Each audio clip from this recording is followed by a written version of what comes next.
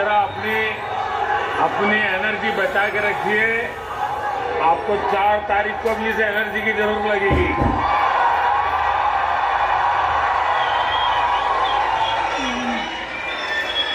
मोदी जी, जब जब चुनाव होता है और आप सामने आते हो तो जनता में इसी तरह का जोश दिखाई देता है, उत्सव का माहौल बन जाता है। और आप जो नारा देते हैं उस नारे को लेकर के लोग बहुत मजा लेते हैं। इस बार आपने कहा अब की बार 400 पार, तो मैं देख रहा हूं डिजिटल मीडिया पे किसी ने लिखा हौले हौले हो जाएगा प्यार, अब की बार 400 पार।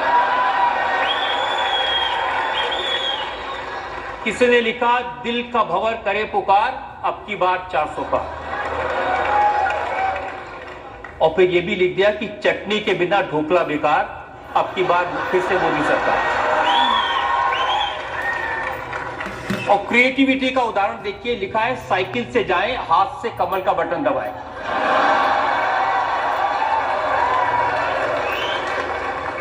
और फिर लिखा बेईमानों के लिए मोदी जहर है, गद्दारों के लिए मोदी कहर है, और देश में मोदी की लहर है।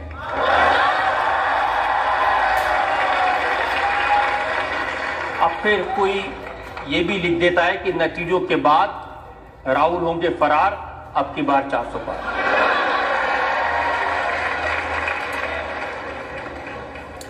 तो ये जो दीवानगी है हर चुनाव में दिखाई देती है। अच्छा हुआ कि मुझे आपके इस शो में आने का अवसर मिला और आपने रिसर्च करके काफी कुछ कंपाइल किया है। मैं स्वयं इतना दौड़ धूप में रहता हूं तो इन चीजों तरफ मेरा ध्यान बहुत कम होता है। सबसे इंटरेस्टिंग चीज मेरा रह गई बतानी, इन्होंने जैसे शादी का कार्ड छापते हैं ऐसे शादी का प्रोग्राम छापा है। इन्होंने लिखा 1 जून को मेहंदी और 2 को केजरीवाल की विदाई,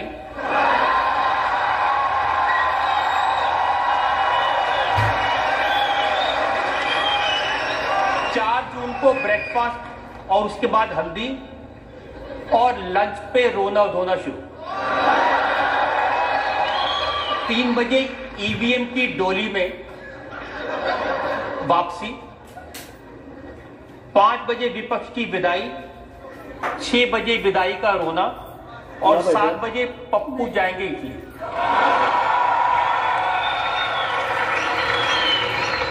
अगर आपके पास वो शादी का कार्ड हो तो लोगों को दिखा दीजिए ताकि पता चले क्या निकालते हैं। ये देखिए, ये कार्ड है, ये आप सब लोग देख सकते हैं। कोशिश करें इसको स्क्रीन पर भी दिखा दें।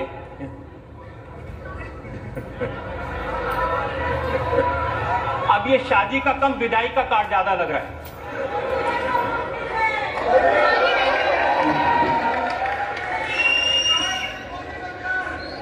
इतना तो पक्का है कि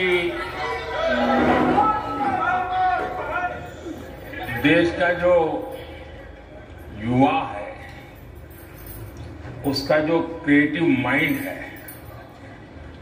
वो इस चुनाव में काफी एक्टिव लगता है, और उसके कारण वो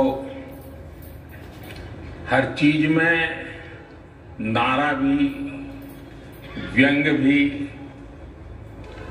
और बहुत ही कम शब्दों में विश्वास भी प्रकट करता है। और जब ये 400 पार की बात आई तो उसके 2 पहलू हैं। एक तो ये कोई बीजेपी ने गढ़ा हुआ नारा नहीं है, ये जनता के दिलों से निकली हुई आवाज है।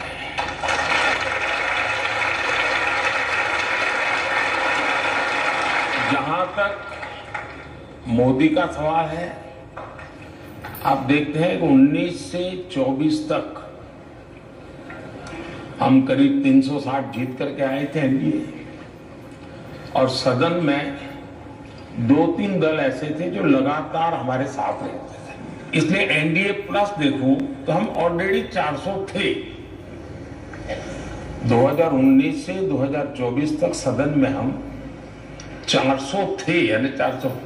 अगर आपका परिवार में बच्चा 90 मार्क लेकर के आया और उसके सारे विरोधी या उसके कॉम्पिटिटर क्लास में जो भी बच्चे हैं वो 30 लाए 40 लाए, फिर भी आप उसको नहीं कहोगे यार तेरे बाकी वाले 40 लाते हैं, तुम 50 लेके बैठ जाओ कि बेकार में काहे 90 की मेहनत करते हो। आप भी उसको कहेंगे कि नहीं यार 90 आए लेकिन 95 के लिए अगली बार ट्राई करो ना। तो 400 होने के बाद मुझे तो मेरे साथियों को कहना ही होगा कि भैया हमें तो और आगे जाना चाहिए, इसलिए 400 पार आया। दूसरा, ऐसे ही किसी क्रिएटिव माइंड ने मुझे सुझाव दिया था कि 370 लोगों के जहन में ऐसा फिट बैठ गया है और हिंदुस्तान के आजादी के इतिहास में देश की एकता के लिए जो प्रयास हुए हैं उसमें धारा 370 को लेकर जो काम हुआ है वो एक महत्वपूर्ण कदम है भारत के विकास यात्रा में। इसलिए किसी ने कहा कि अब तो बीजेपी ने टारगेट करना चाहिए बीजेपी के लिए 370। तो उस 370 धारा में से, और ये मुझे कश्मीर के ही किसी साथी ने बताया था कि 370 सीट का कभी, इसलिए मैंने संसद में कहा भाई ऐसे भी लोग हैं जो मुझे कहते हैं कि बीजेपी ने 370 प्राप्त करनी चाहिए ताकि 370 का महात्म्य जनमानस में रजिस्टर हो जाए। मुझे याद है जब 5 साल पहले आप इसी तरह जनता के सामने आए थे अपने काम के बारे में बताने के लिए, उससे कुछ ही दिन पहले डोनाल्ड ट्रंप आए थे, वो अहमदाबाद में बड़े स्टेडियम में गए थे और फिर वहां भी उन्होंने नारा लगाया अब की बार ट्रंप सरकार, वो आ गए। फिर जो बाइडेन आ गए। तो जितने विरोधी थे ये कह रहे थे कि अब तो अमेरिका से मोदी के रिश्ते खराब हो जाएंगे, वो तो ट्रंप के साथ थे, तो जो बाइडेन आ गए। और हम देख रहे हैं टर्म खत्म होते होते जो बाइडेन ने आपको बुलाया और व्हाइट हाउस में ऐसा सम्मान किया जो हमने पहले कभी नहीं देखा। I'm honored to be the first to have you here in 15 years. Prime Minister Modi, welcome back to the White House. I cannot imagine His Excellency Modi getting intimidated or being forced to take any steps or actions that would go against the national interests of India and the people of India. And there is pressure against him, I am aware of that.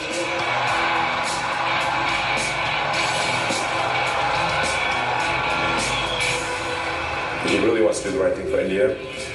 He wants to be open, he wants to be supportive of new companies, and obviously, but at the same time, make sure it accrues to India's advantage. I am a fan of Modi, so. I said to my friend, the Prime Minister, before the last time I saw someone on the stage here was Bruce Springsteen, and he didn't get the welcome that Prime Minister Modi has got.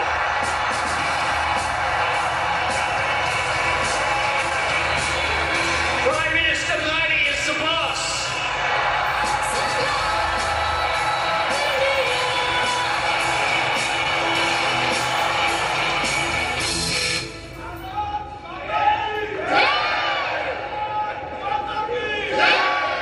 पहले भी हमने प्रधानमंत्री देखे हैं, पहले भी हमारे प्रधानमंत्री विदेश में गए हैं, लेकिन क्या वजह है कि दुनिया के ये लीडर जो अपने आप में ताकतवर है, जिनको किसी की तारीफ करने की जरूरत नहीं है, ये आपके बारे में इतने प्यार से, इतनी दीवानगी से बोलते हैं।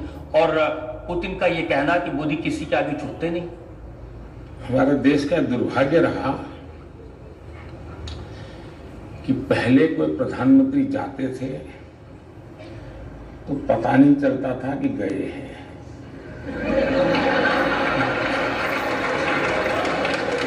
और वापस आते थे तब भी पता नहीं चलता था कि आ गए क्या।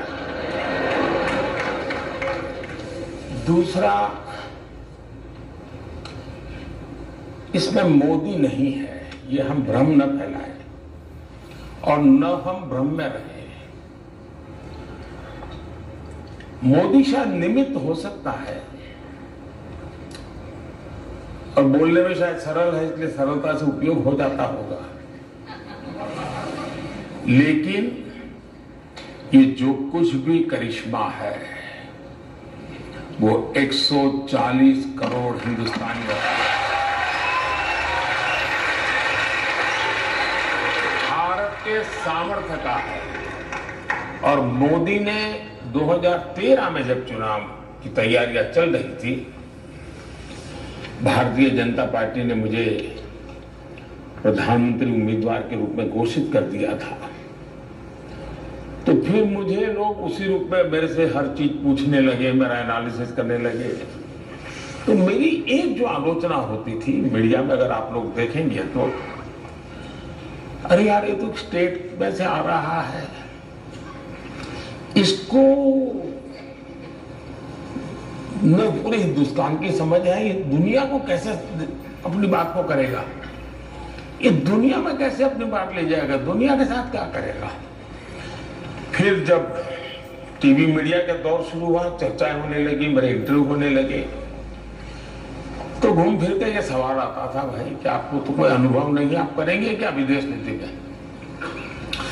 अब चुनाव हिंदुस्तान का था, लेकिन सबने इकोसिस्टम ने फोकस ग्लोबल बना दिया था, ताकि मोदी उसी में फंस जाएगा, यहां तो अच्छी तरह खेल लेगा। तो मैंने तब एक वाक्य कहा था विदेश नीति के संबंध में, मैंने कहा मैं तो देश की एक कंटिन्यूटी होती है, लेकिन जहां तक मोदी का सवाल है, अब देश न आंख झुका के बात करेगा, न देश आंख उठा करके बात करेगा, लेकिन ये देश आंख मिलाकर बात करेगा। और मैं जब, मुझे कोई इंफीरियरिटी कॉम्प्लेक्स नहीं होता है कि मैं तो कभी चाय बेचता था, ये देश दुनिया के इतने बड़े आदमी है, एक चाय वाला क्या करेगा, जाके चाय परोसेगा और क्या करेगा। मुझे लेकिन मेरे मन में जब भी मैं दुनिया के बड़े बड़े महारथियों को मिला, जरा वो हाइट बॉडी में भी ज्यादा होते हैं, कलर स्किन भी बड़ी उनकी प्रभाव पैदा करने वाली होती है, लेकिन जब मैं मिलता हूं तो मैं मोदी नहीं होता। जब मैं हाथ मिलाता हूं तब मुझे पता होता है कि 140 करोड़ देशवासी मेरे साथ, और जब मैं 140 के मिजाज में ही चलता हूं तब मुझे दुनिया बहुत छोटी लगती है। मुझे लगता है मेरे देश के पास कोई कमी नहीं है, सामर्थ्य की कोई कमी नहीं है। मैं इस विश्वास से भरा हुआ होता हूं, और उसका प्रभाव तो होता ही होता है। सामने वालों को लगता है यार ये कल तो ऐसी कोई बात नहीं करता था, पहले तो कोई ऐसे खड़ा भी नहीं रहता था, ये तो यूं खड़ा रहता है। तो फिर भी उनका भी सोचना बदल जाता है जी। हमें भी अजीब लगता है कि प्रेसिडेंट जो बाइडेन जैसा ताकतवर व्यक्ति G7 में आपको ढूंढते ढूंढते आ रहा है, कहां गए मोदी जी। ये बात सही है कि मैंने व्यक्तिगत रूप से मेरे संबंध बहुत नजदीकी हैं, खुलेपन के हैं। हर किसी से मेरी ऑफिशियल बातचीत के अलावा इनफॉर्मल बातचीत का दौरा बहुत होता है, मेरे टेलीफोन कॉल्स भी बहुत होते हैं, और मैं इफ्स एंड बट्स वाली बात नहीं करता जी। बादल होंगे तो बारिश होगा वगैरह ऐसी बातें मैं नहीं करता जी। बारिश होगा तो मैं कहूंगा हाँ होगा, नहीं होगा तो मैं कहूंगा नहीं होगा, यानी ब्लैक एंड व्हाइट में मेरी बात रहती है। और दुनिया इसे पसंद करती है, दुनिया गोलमोल चीजों के बजाय उनको पता है। जैसे मैं रशिया से इन दिनों पेट्रोलियम वगैरह लेता हूं, क्योंकि मुझे तो मेरे देश के लोगों को, दुनिया में जो पेट्रोल की महंगाई आई है मेरे देश के लोगों को न पड़े, तो मुझे जहां से सस्ता मिलेगा मैं लोगों को, मैं तो मेरे देश के लिए जी रहा हूं, कोई मेरी तारीफ करे के लिए मैं थोड़ा पैदा हुआ। लोगों ने मुझे कहा साहब ये अमेरिका नाराज हो जाएगा, तो अरे मैंने कहा किसी को खुश करना है तो मुझे 140 करोड़ लोगों को खुश करना है, मुझे और किसी को खुश नहीं करना। और हमने कारोबार चालू रखा, आज हमें हमारे देश को हम बचा पाए हैं। लेकिन एट द सेम टाइम राष्ट्रपति पुतिन के साथ चेयर पर बैठ करके टीवी के सामने मैं कह सकता हूं कि ये युद्ध का समय नहीं है। अब इसलिए दुनिया मेरे विषय में दुविधा में नहीं है। अब उसको लगता है ये हिंदुस्तान का मिजाज है जो मोदी बोल रहा है। लेकिन मोदी जी पहले भी हमारे नेता जाते थे और बड़े बड़े नाम वाले नेता जाते थे, या तो आप अमेरिका के साथ रहेंगे या रशिया के साथ रहेंगे, ये बोलोगे तो वो नाराज हो जाएगा, वो बोलेगा तो ये नाराज हो जाएगा। ये बैलेंस आपने चेंज किया। ये मूलभूत हमारी मुझे लगता है कि उस समय जो मूलभूत सोच रही थी वो ये थी इक्वल डिस्टेंस वाली, यानी हम सबसे इक्वल डिस्टेंस बना करके रहते हैं। दूरी बनाना ये मानदंड था। मैंने आकर के इसको बदला, हम दुनिया से जितनी हो सके उतनी नजदीकी करेंगे। डिस्टेंस वाला शब्द ही मैंने निकाल दिया। इससे क्या हुआ कि किसी को लगता है अच्छा वो मिस्टर ए आगे गया तो बी को लगता है यार मैं रह गया तो वो भी आगे आता है। फिर इधर से सी को लगा कि मोदी के पास वो तो पहुंच गया यार मैं रह गया तो इधर वाला डी आता है। तो सब लोगों को अब लगता है कि हिंदुस्तान के पास जाना चाहिए और ग्लोबली कंपटीशन है हिंदुस्तान के निकट आने की। हमने विदेश विभाग ने पहले काम ऐसा किया कि दूरी बनाए रखो, क्यों तो भाई हमारी चलेगी। आज मेरी स्थिति यह है, अब देखिए एक घटना मैं बताता हूं। मैं इजराइल जा रहा था तो सभी ये जो बुद्धिमान लोग होते हैं ना जो इस दुनिया में बड़े हुए हैं मुझे एडवाइस करते हैं साहब इजराइल जाते हैं तो पैलेस्टाइन जाना ही चाहिए। भारत में सेक्युलरिज्म का अर्थ यही है कि अगर आप हनुमान जी के मंदिर गए तो साहब को इफ्तार पार्टी करनी पड़ेगी। ये ऐसी साइकिल बनी हुई है जी। तो मैंने सोचा भाई मैं स्टैंड अलोन यात्रा करूंगा, इजराइल से अकेला जाऊंगा, इजराइल से वापस। मैं पैलेस्टाइन नहीं जाऊंगा, लेकिन मैंने कहा मैं पैलेस्टाइन भी जाऊंगा तो सीधा पैलेस्टाइन जाऊंगा और वापस आऊंगा। मैं ये क्लब करके हमारे देश के सेकुलरिज्म की जो विकृतियां है मैं उसका शिकार नहीं होने वाला। और देश की आजादी के बाद मैं पहला प्रधानमंत्री था जो इजराइल गया, शान से कार्यक्रम किए, तब वापिस आया। 2-3 महीने के बाद मेरा पैलेस्टाइन का कार्यक्रम बना तो मैं सीधा पैलेस्टाइन गया। तो उस वहां पर जाते समय लॉजिस्टिक प्रॉब्लम था, मुझे हेलीकॉप्टर की जरूरत थी। मैं जॉर्डन से जाने वाला था तो जॉर्डन के किंग जो मोहम्मद साहब के सीधे वारिस है, जॉर्डन के किंग मोहम्मद पैगंबर साहब के डायरेक्ट वारिस है, उनको पता चला कि मैं ऐसे ही वहां से पास हो रहा हूं, मगर जिन्हें मैं अपना कार्यक्रम बदल करके जॉर्डन वापस आऊंगा। आप मेरे आइए, हम बैठेंगे और आपको हेलीकॉप्टर आपके देश से लाने की जरूरत है, मेरे हेलीकॉप्टर में जाएंगे और पूरी यात्रा में मेरी व्यवस्था रहेगी। जॉर्डन के किंग एक ऐसा प्रधानमंत्री जो कुछ दिन पहले इजराइल जाके आया हुआ है। इतना ही नहीं, मैं जॉर्डन के किंग का हेलीकॉप्टर में जब जा रहा था पैलेस्टाइन तो इजराइल के 6 विमान उनके एयरफोर्स के वो उसको एस्कॉर्ट कर रहे थे और मुझे यानी जॉर्डन सम्मान दे रहा है, मुझे इजराइल सम्मान था और मैं जा रहा था पैलेस्टाइन, वो इजराइल को मालूम था, फिर भी वो मेरा सम्मान कर रहे थे। मैं जब मैं मेरा कहता हूं, मैंने मोदी की बात नहीं करता, मेरे देश की बात कर रहा हूं। और जब पैलेस्टाइन गया तो उतना ही सम्मान दिया गया मुझे पैलेस्टाइन में जितना कि इजराइल में। इसका मतलब ये हुआ, अब देखिए अभी कुछ ही दिन पहले हमने चाबहार में एक बहुत बड़ा एग्रीमेंट किया है ईरान के साथ, और मैं बताता हूं सेंट्रल एशिया के लिए बहुत बड़ा गेम चेंजर बनने वाला है। आपने देखा होगा कल अफगानिस्तान के तालिबान लोगों ने बहुत तारीफ की है हमारे इस निर्णय की। अमेरिका ने ईरान पर सैंक्शन लगाए हुए हैं, इजराइल और ईरान के बीच में युद्ध होते होते बच गया है। ऐसी संकट की घड़ी में भी ये दुर्भाग्य है कि वहां के राष्ट्रपति जो वो भी मेरे अच्छे मित्र हैं, उनको हमें खोना पड़ा।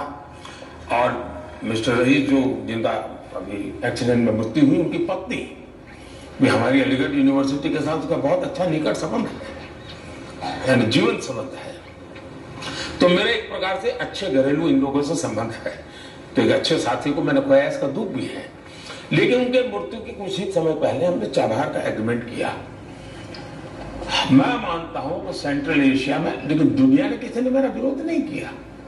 इसका मतलब ये हुआ कि अगर आप अपने देश के हितों को ध्यान में रखते हुए काम करते हैं और दुनिया में, अच्छा मेरी बात साफ होती है, मेरे देश की नीतियां किसी तीसरे के संदर्भ में मैं नहीं करता हूं। मेरी अपनी देश की आवश्यकता है, मेरे देश की प्रायोरिटी है, उसी के हिसाब से चलूंगा। वैसा ही प्रॉब्लम है कोरिया और जापान का। ज्यादातर नेता जाएंगे तो कोरिया जाएंगे, जापान जाएंगे, जापान जाएंगे, कोरिया जाएंगे, क्लब करते हैं। उनका कहना ये हमारा इंसल्ट है, आप अकेले क्यों हमारे साथ है? मैंने कहा ठीक है मैं आता हूं। मैं कोरिया अकेला गया, बाकी 10 जगह पे जापान नहीं गया। जब जापान गया तो कोरिया नहीं गया। उनको मैसेज जाता है, हाँ यार ये इंसान को समझ है। तो मैं दुनिया जो खींची रहती है और बड़ी बारीकी से इन चीजों का मैं अध्ययन करता हूं। मैं घिसी पीटी एडवाइस पर चलता नहीं हूं जी, और उसका परिणाम है कि आज दुनिया में भारत की जय जयकार हो रही है। एक उदाहरण हमने जय जयकार का देखा, पाकिस्तान के छात्र यूक्रेन से भारत का तिरंगा लेकर उसकी आड़ में वो निकले। अब देखिए हमारे देश में भी कैसा चल रहा है, मैं तो हैरान हूं। इस देश में के प्रयत्नों से अगर कोई चीज अच्छी होती है, हो सकता है जिसको सहन नहीं होता है चुप रहे, ये तो हो सकता है, तारीफ ना करे ये भी मैं समझ सकता हूं। लेकिन उसके विरुद्ध में मैं तो देता हूं, इन दिनों में पत्रकार मुझे पूछते हैं क्या सचमुच में आपने टेलीफोन किया था यूक्रेन को? सचमुच में आपने पुतिन को फोन किया था? मैंने कहा कॉल डिटेल निकलवा दो, मैं तो क्या थक गया मेरे जवाब देते। आप इन लोगों को क्या करूं? नहीं ऐसा पहले कभी हुआ नहीं जी, ऐसा पहले कभी हुआ नहीं। 2 राष्ट्राध्यक्षों से बात करके अपने छात्रों के लिए रास्ता निकाल दिया। इसलिए मुसीबत यही है कि इन्होंने कभी सोचा ही नहीं था कि हिंदुस्तान के तिरंगे की यह ताकत होती है।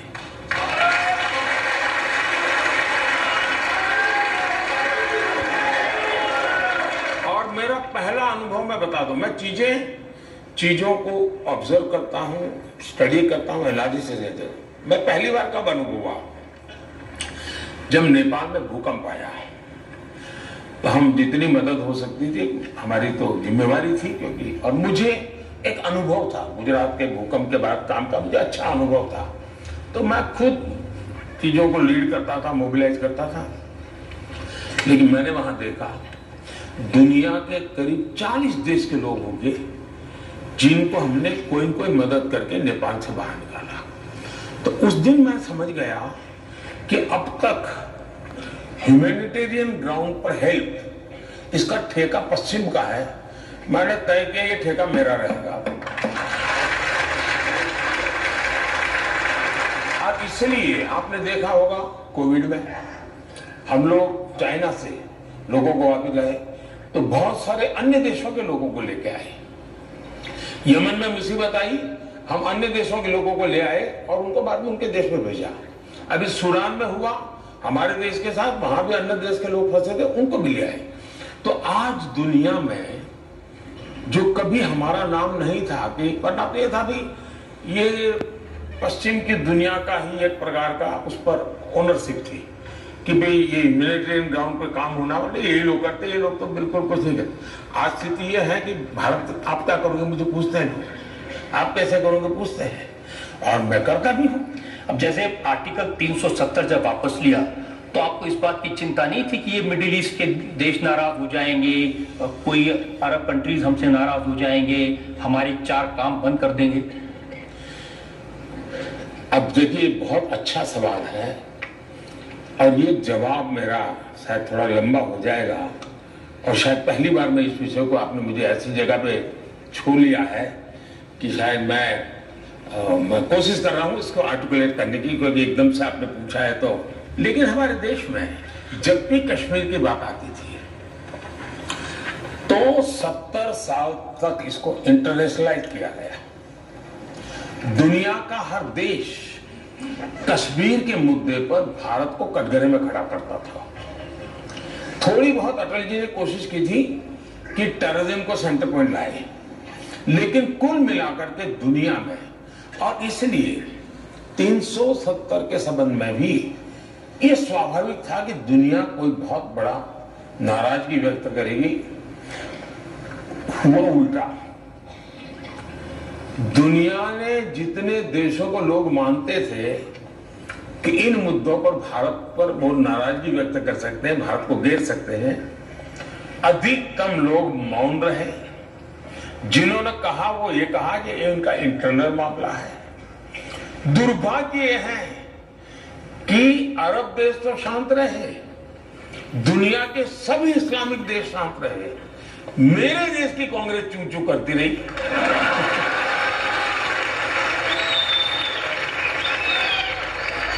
ये मेरे दिमाग में नहीं बैठ रहा है।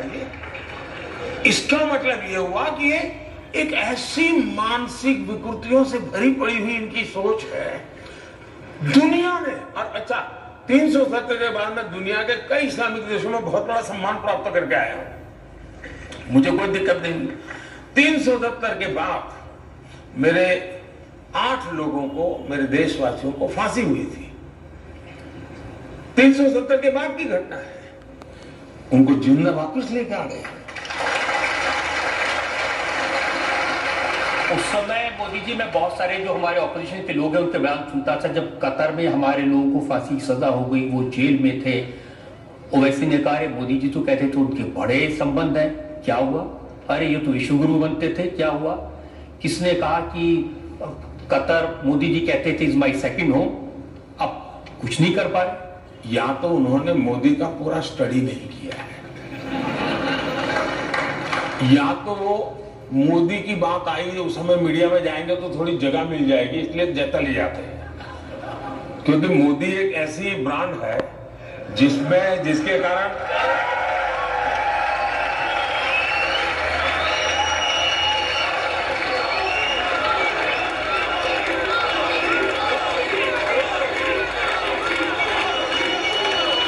तो गाली देने से भी उसको स्पेस मिल जाता है। और इसलिए लोग मौका ढूंढते हैं, यार गाली किसी और को देने से क्या फायदा है, मोदी को देंगे। और इसलिए जल्दबाजी, उनको पता होना चाहिए कि यार कुछ तो होगा, ये कुछ तो चलता होगा, बोलता नहीं है, कुछ करेगा, ये इनको समझ होनी चाहिए। अब इतने साल हो गए, अब मेरा और मेरे कोई सीक्रेट कुछ नहीं है, ओपन है जी। कोई ढंग से बराबर स्टडी करे, मीडिया के लोग भी नहीं करते जी, माफ करना। ढंग से स्टडी करे तो कह सकता है ये हुआ है ना, देखिए 3 दिन के बाद मोदी ये कदम उठाएगा, 5 दिन के बाद ये उठाएगा, आप तय कर सकते हैं। लेकिन आपको तैयारी नहीं, क्योंकि आपने एक बनी बनाई परसेप्शन में जीना चाहते हो, उसी को फैलाओ और उसके अनुकूल कुछ एनेक्डोट मिल जाए तो ढूंढते रहते हो। इसके कारण सारे के सारे लोग फेल हो जाते हैं। इस बार भी उनको लगता था कि 400 पार, आखिर स्थिति क्या हुई? इन सबको कहना ये पड़ रहा है कि 400 पार नहीं हो सकती। ऑपोजिशन क्या कहता है?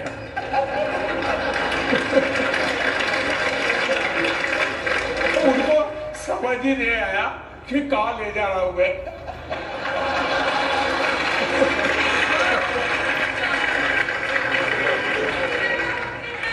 3 चरण के बाद किसी ने उनको कहा कि आप पूरा कैंपेन ही लड़ रहे हो कि मोदी 400 पार जाएगा कि नहीं जाएगा। अब एक नई सलाह आपको दी गई है कि भाई पाकिस्तान से जरा डर के रहो, उसके पास न्यूक्लियर बम है।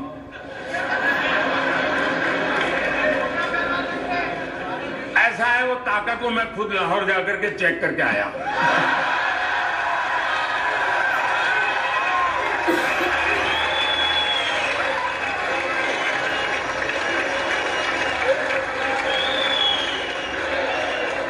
और बिना कोई सिक्योरिटी चेक में सीधा चला गया और वहां पर एक रिपोर्टर रिपोर्ट कर रहा था, अल्लाह तौबा, हाय अल्लाह तौबा, ये बिना वीजा कैसे आ गए?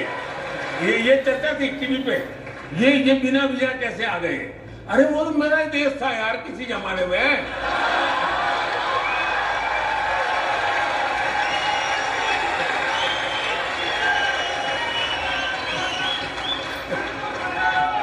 पहले मोदी जी हम लोग परेशान रहते थे पाकिस्तान से, यहाँ